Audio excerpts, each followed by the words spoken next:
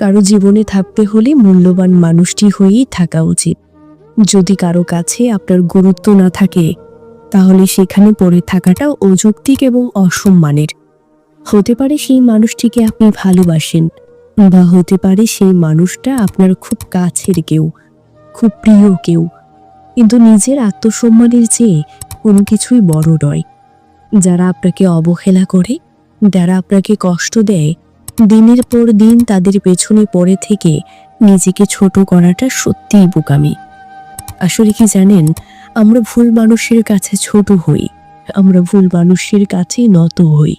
যারা সত্যি আমাদের গুরুত্ব দেয়, আমাদের মূল্যায়ন করে, তারা কখনো কোথাও আমাদেরকে এতটুকু ছোট হতে দেয় না, বরং সর্বোচ্চ সম্মান দিয়ে আমাদেরকে সবসময় আগলে রাখে, আমাদেরকে ভালোবাসে।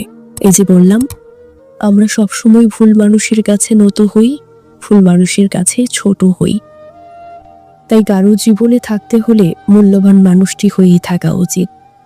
যদি কেউ আপনাকে গুরুত্ব না দেয়, সেখান থেকে চলে আসুন।